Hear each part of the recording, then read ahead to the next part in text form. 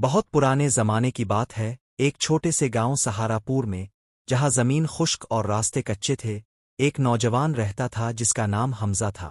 حمزہ غریب تھا، مگر دل سے نیک اور صبر والا۔ اس کے والد کئی سال پہلے فوت ہو چکے تھے اور ماں بیمار رہتی تھی۔ دن بھر حمزہ محنت مزدوری کرتا اور جو کچھ کماتا ماں پر خرچ کرتا۔ رات کو وہ چھت پر جا کر آسمان کی طرف دیکھتا اور اللہ سے دعا کرتا، اے اللہ، تو میرا سہارا ہے، مجھے کسی کے سامنے ہاتھ پھیلانے کی ضرورت نہ پڑے۔ ایک سال سے شدید قحط آیا، زمین خشک ہو گئی، فصلیں سوکھ گئی اور لوگ پریشان ہو گئے۔ حمزہ کے لیے کام بند ہو گیا، گھر میں آٹا اور پانی کم پڑ گیا، ماں کی حالت بھی دن با دن خراب ہوتی گئی۔ لیکن حمزہ نے کبھی صبر نہیں چھوڑا، وہ کہتا، اللہ دیکھ رہا ہے، یہی کافی ہے۔ ایک رات اندھیرا اور طوفان آیا، گاؤں کے لوگ خوفزدہ تھے اور حمزہ مسجد میں چراغ جلا کر بیٹھا۔ اسی رات ایک بوڑھا مسافر مسجد میں داخل ہوا۔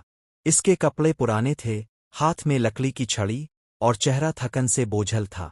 حمزہ نے اسے پانی اور روٹی دی، جو اس کی ماں کے لیے رکھی ہوئی آخری چیز تھی۔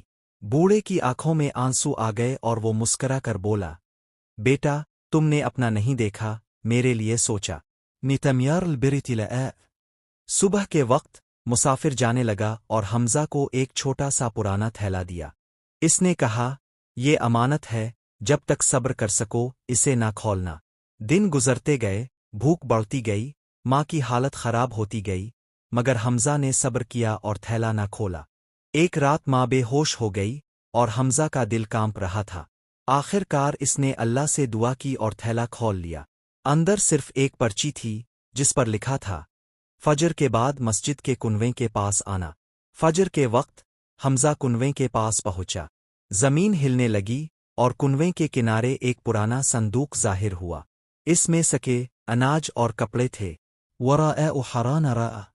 گاؤں کے بزرگ نے اعلان کیا، یہ سب اس نوجوان کا ہے جس نے سب سے پہلے نیکی کی بنیاد رکھی۔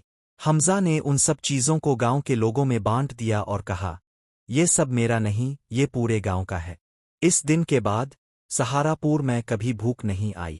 حمزہ گاؤں کا سب سے عزت دار شخص بن گیا، مگر اس کے دل میں غرور نہ آیا۔ وہ ہمیشہ کہتا، میں امیر نہیں ہوا، میں صبر والا ہوا، اور اللہ پر بھروسہ کرنے والا ہمیشہ کامیاب ہوتا ہے۔